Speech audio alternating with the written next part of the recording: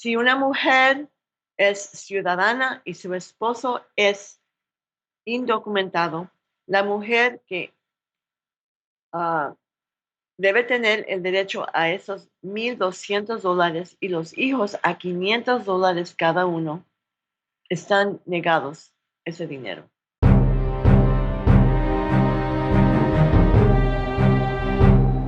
Hola, ¿qué tal? ¿Cómo estás? Bienvenido. Esto es HDP, Hablemos de Política, el podcast donde semanalmente hablamos de temas relacionados con la política en los Estados Unidos. Mi nombre es Ariel Zimmerman, soy el conductor de este programa y hoy vamos a tener un episodio de lujo, porque hoy vamos a hablar con una candidata a presidente. Hoy vamos a entrevistar a Gloria de la Riva. Ella es candidata a presidente de los Estados Unidos para el año 2020 por el Partido Socialista y de Liberación. Gloria. Gracias por la invitación, Ariel. ¿Por qué no nos cuentas un poquito quién eres y a qué te dedicas? Soy Gloria de la Riva y soy de los Estados Unidos, hija de madre inmigrante de México, mi papá mexicano-americano, y nací en Nuevo México.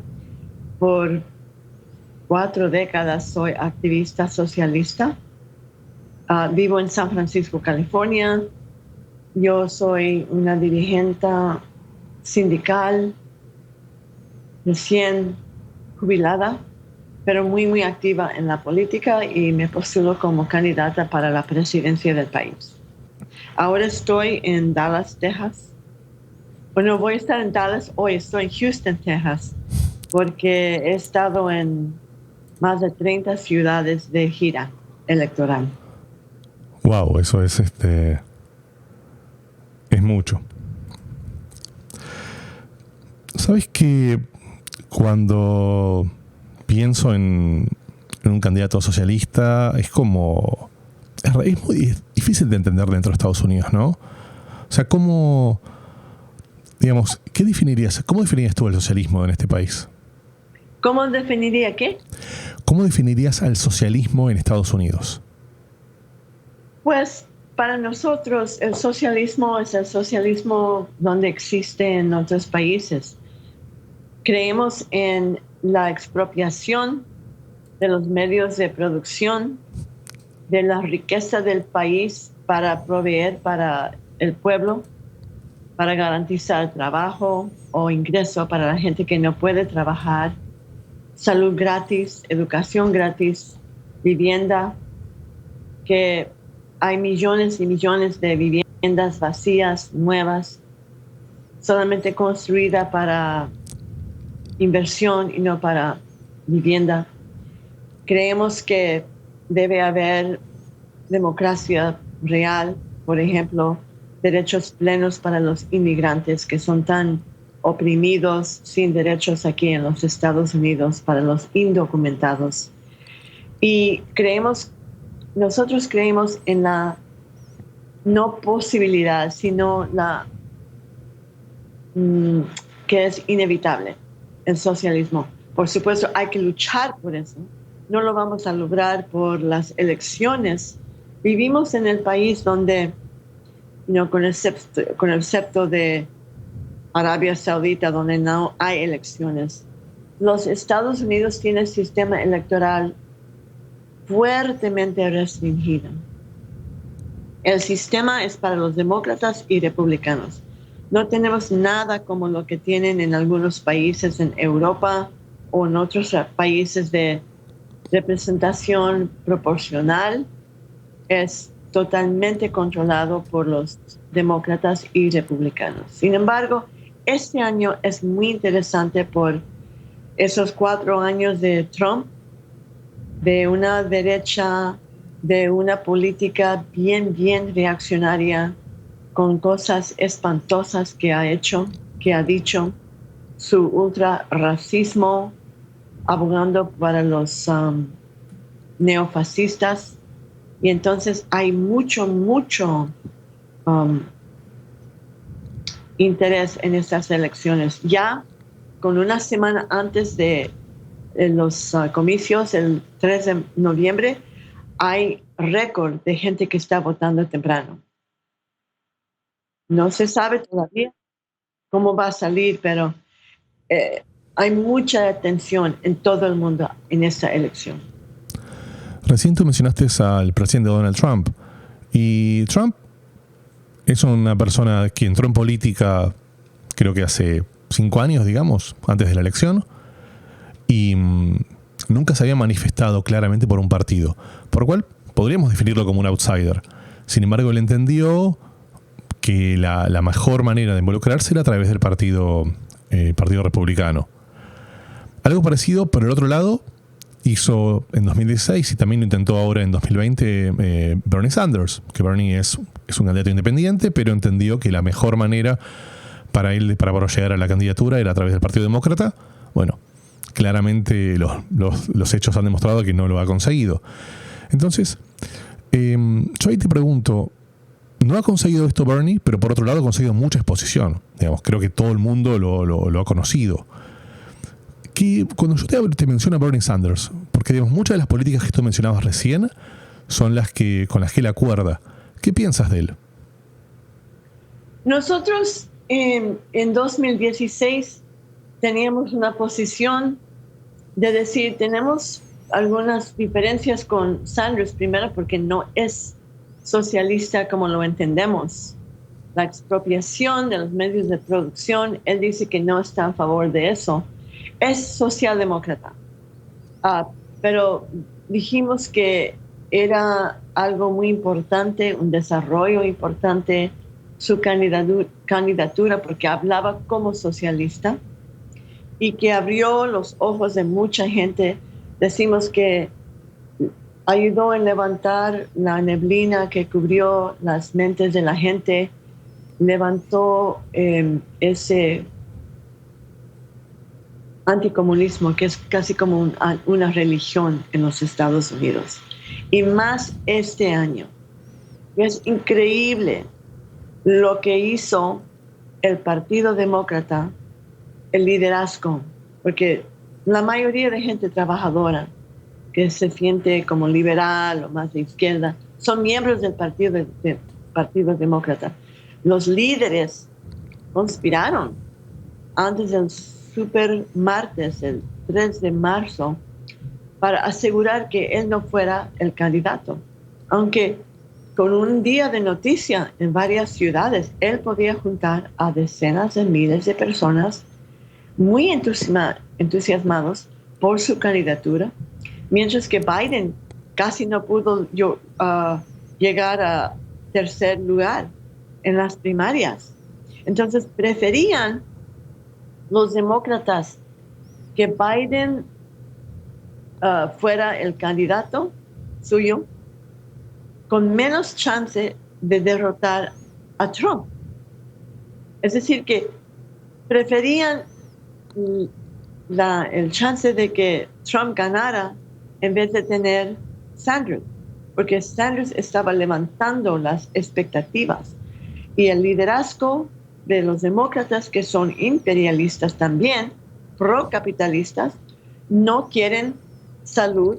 Hasta ahora Biden dice que no favorece un plan nacional de salud en esta pandemia tan terrible. Y la pandemia, la cierre económica comenzó un poco después del 3 de marzo y se silenció a Biden, a Sanders para siempre. No se escuchó de él jamás. Pero sí, nosotros creemos que fue positivo ese desarrollo de la candidatura de Sanders para que la gente comenzara a pensar qué es el socialismo. Yo estoy en favor de salud. Yo estoy en favor de ayudar a la gente, de cancelar la deuda estudiantil.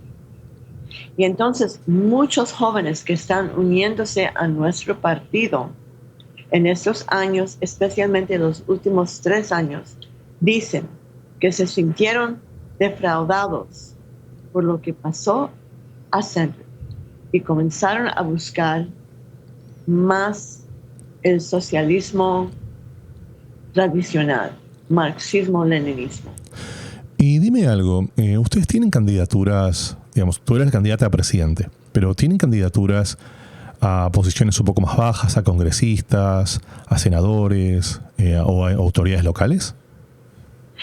Hemos tenido candidatura en consejos municipal, en Congreso, pero la realidad de la política, como dije antes, es que uno requiere para tener alguna esperanza de ganar para el Congreso, es que hay que tener millones de dólares. Estos no son elecciones para los trabajadores. Es muy inusual que alguien trabajador gane. Hay 1, 2, 3, 4 socialdemócratas, por ejemplo.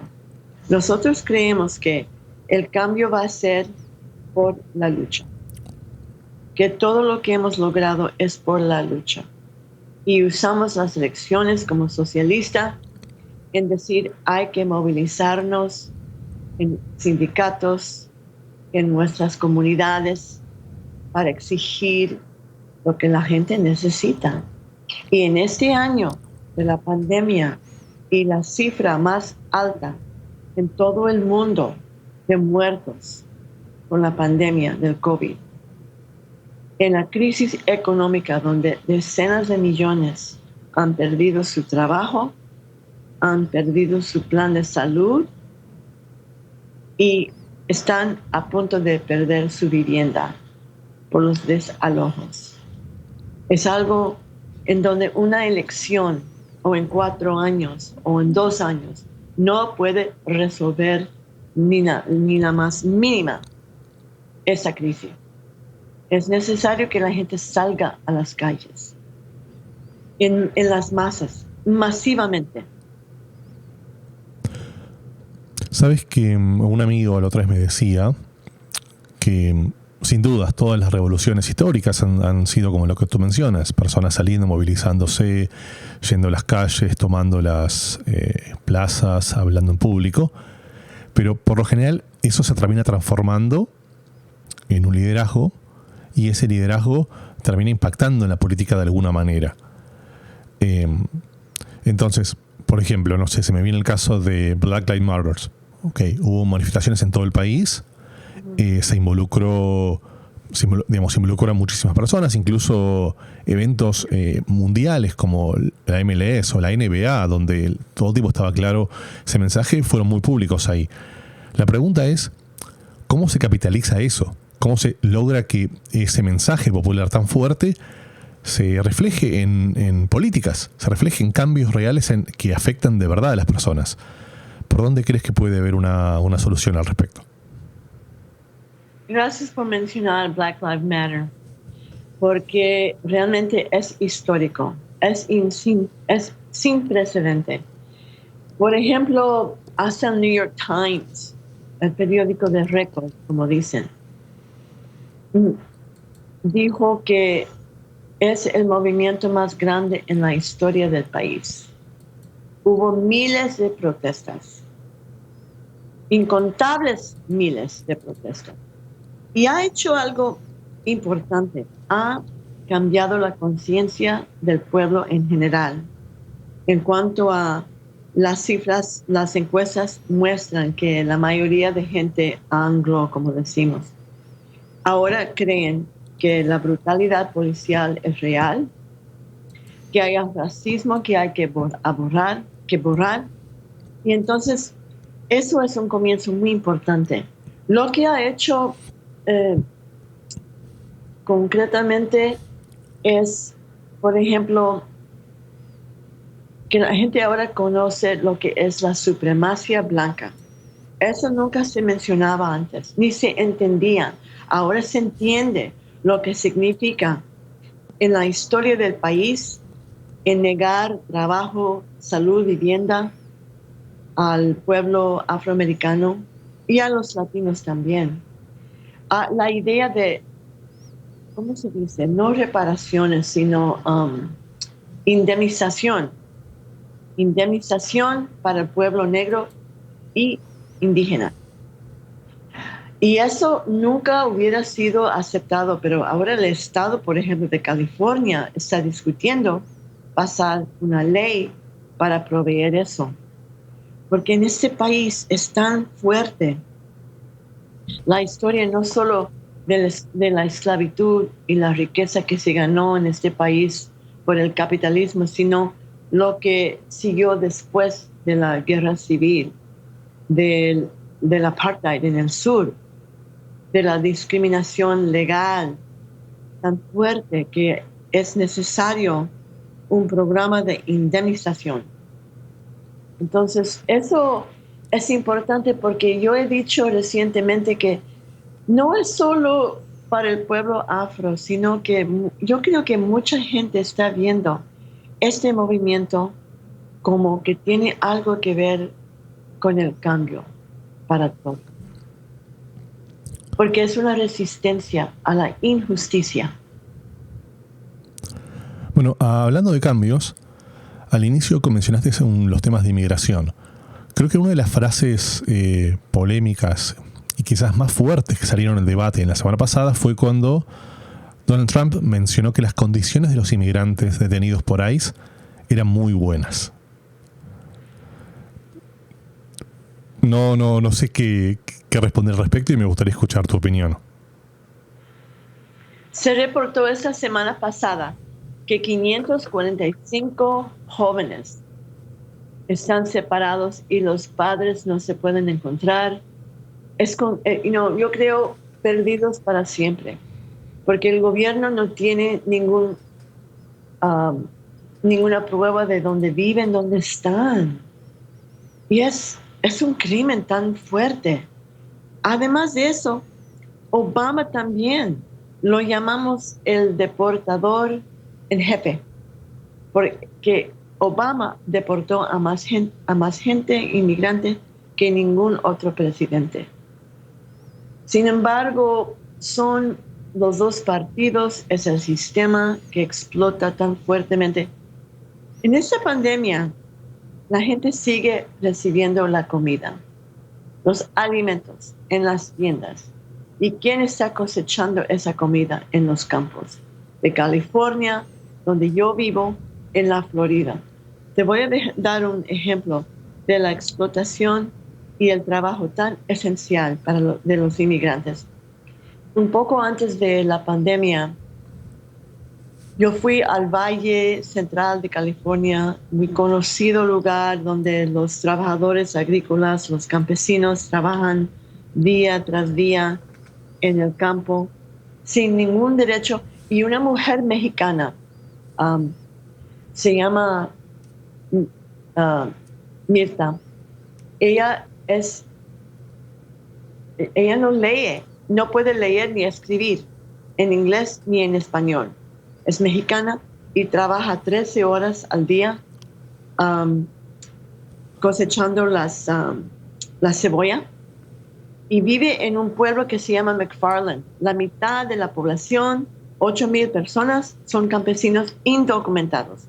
Y sin embargo, el Consejo Municipal de ese pueblo aceptó la invitación o la solicitud de una compañía que quiere construir 2 cárceles del ICE, cárceles para la detención de inmigrantes en ese pueblo, en el centro del valle. Esa mujer, cuando se dio cuenta de eso, organizó, sin saber leer, a 1,000 personas que firmaran una petición diciendo no a las cárceles. Ella fue con 200 personas al Consejo Municipal y forzó que lo abandonaran. Esa idea. Entonces, una mujer en medio de este valle haciendo el trabajo, y yo la entrevisté y ella dijo, cada día yo pienso, ¿qué voy a hacer si arrestan a mí y a mi esposo? ¿Qué va a pasar con mis hijos, que son ciudadanos? Entonces, desgraciadamente, en medio de la pandemia, el Consejo Municipal se reunió otra vez sin anuncio y aceptó las cárceles que se construían. Entonces, eso es la situación de los inmigrantes en este país. Y yo menciono siempre que hay 11 millones de indocumentados en este país. 11 millones. 17 millones de personas que son residentes permanentes, es decir, que son legales, pero no pueden votar. Hay 5 millones de presos o expresos que no pueden votar. Pero ¿por qué esos 17 millones no pueden votar? ¿Porque son expresos? Son 33 millones de personas que no pueden votar. Y esa es la razón por qué los dos partidos no han aprobado ningún proceso de legalización en casi 30 años. Porque no quieren que esa gente tenga el derecho de votar. Porque si votaran, tienen ideas que favorecen más a los trabajadores que a los ricos. Y el liderazgo de este país conoce eso, de que va a cambiar la demográfica, política, si tengan el voto de votar, el derecho de votar. Disculpen mi español, hoy no estoy hablando muy bien. No, por favor, Mira, hay dos cosas que me llaman la atención de lo que has mencionado. Primero, es un lujo realmente poder tener una candidata a presidente en este país, mujer y latina. Eso es una cosa, es un lujo porque representa claramente hoy lo que es, entiendo, la primera minoría, que somos los hispanos en Estados Unidos.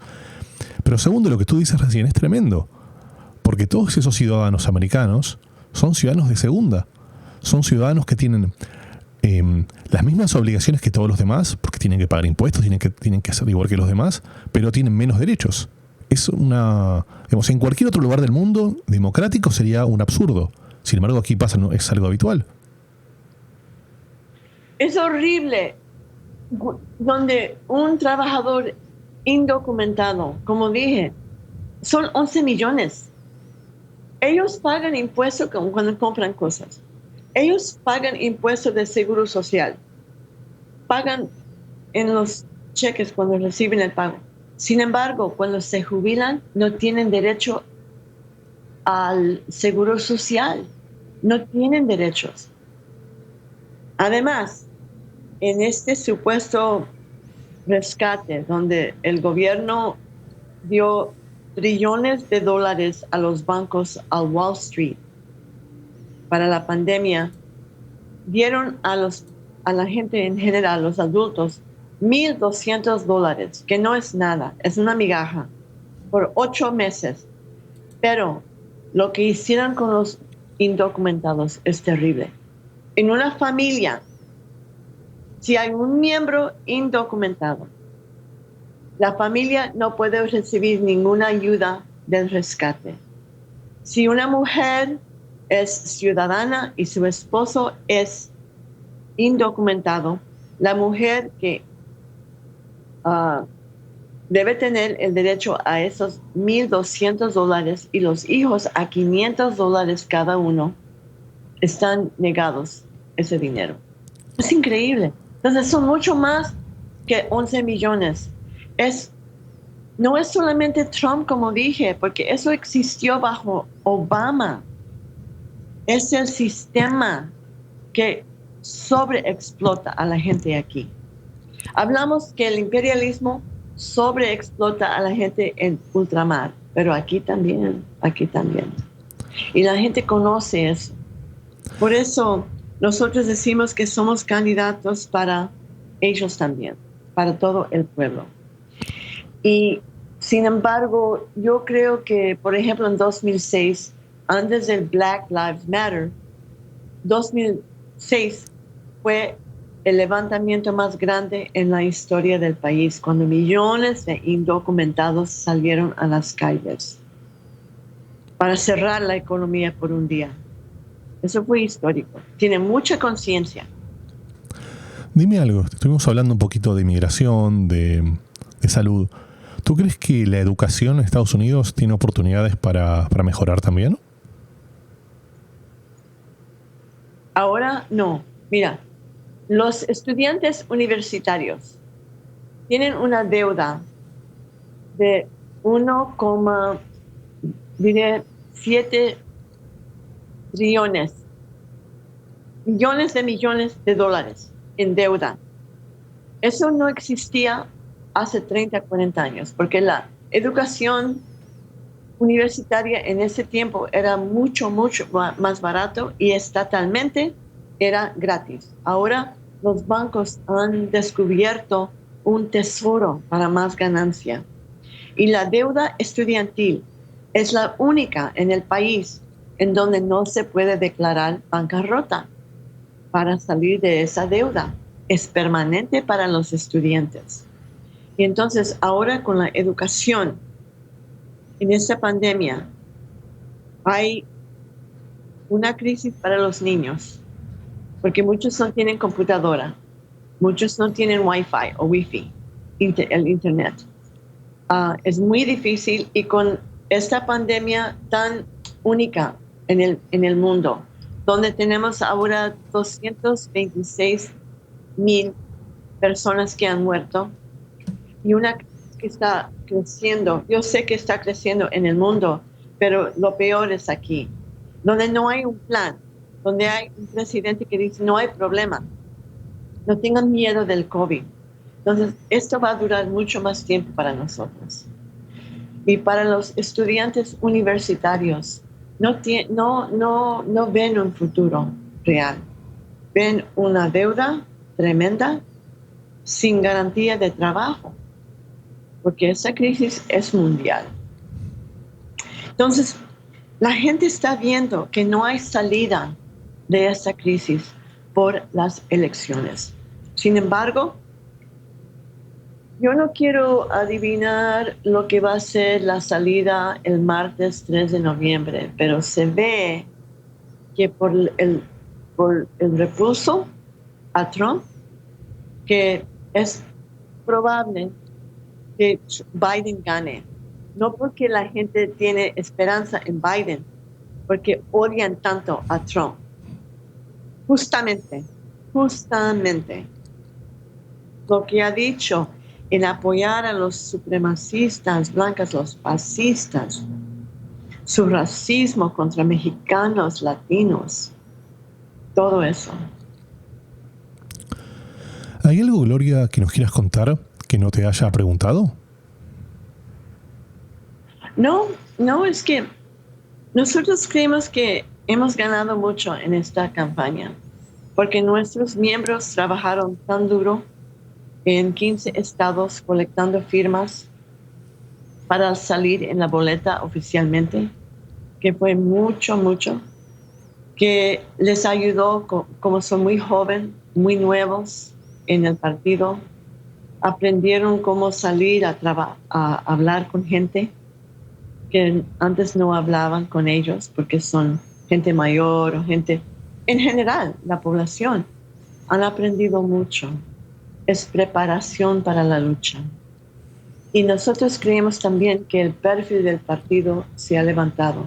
Es muy conocido en la izquierda, en el movimiento, que nosotros no, aunque pensamos que las elecciones son una farsa, un juego de los capitalistas para mantener al pueblo en control, bajo control, uno de sus mecanismos más importantes para ellos, que pensamos que hemos llegado a 1,000 millones, aunque los periódicos diarios, la televisión ha cerrado completamente, no solo a nosotros, sino a todos los candidatos de partido tercero, como decimos.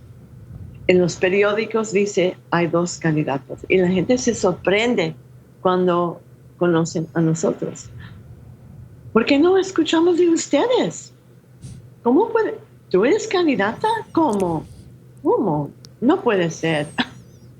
Yo he ido a muchos países, México, Venezuela, en todo el mundo, y la oposición siempre tiene cobertura. La gente conoce que hay otros candidatos, aquí no, porque es el imperialismo más fuerte, más grande, más bélico en el mundo y quieren mantener esa dominación mundial.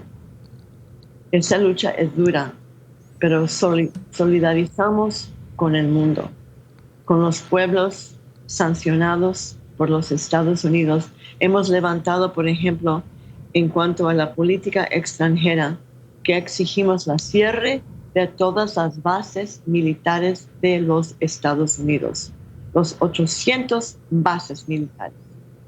Levantar el bloqueo de Cuba, de Venezuela, de Irán, de Siria, en cualquier parte del mundo, y quitar esas tropas del mundo para la paz real. Y vamos a ver lo que pasa. Estamos preparando por cualquier salida de la elección el 13 de noviembre. Si va a haber un pleito, si Trump va a negar de salir de la Casa Blanca, quién sabe lo que va a pasar. Pero hay mucha gente atenta, hay mucha atención a estas elecciones y esperamos lo mejor para todos. La lucha es la única manera de salir adelante. Gracias por la invitación. Muchas gracias a ti, fue un placer y bueno, la mejor de las suertes en los próximos comicios. Quiero sugerir que si la gente quiere leer de nosotros en español también, pueden buscar liberationnews.org. Es liberación con T en vez de C y news, NEWS.org. liberationnews.org. Y tenemos una sección, hay que bajar un poco, tenemos mucho en español. Leer nuestro análisis de acontecimientos mundial, doméstico y todo. Y gracias. Adiós. Muchas gracias a ti y vamos a dejar esta información en la descripción del video de YouTube para que sea más fácil para que cualquier persona pueda entrar ahí y buscarla. Así que bueno, Gloria, muchísimas gracias por el tiempo y por darnos esta oportunidad. Gracias. Y bueno, para ti, que llegaste hasta aquí, es muy probable que te guste lo que estamos haciendo. Para nosotros es muy importante que puedas recomendar el programa a tus amigas y amigos, pero sobre todo que puedas suscribirte a los canales de YouTube y de Spotify. Esta es la forma en la cual vamos a poder seguir creciendo y semana a semana vamos a poder seguir trayendo invitados de mucha calidad como el día de hoy. Muchísimas gracias y nos vemos la semana que viene. Adiós.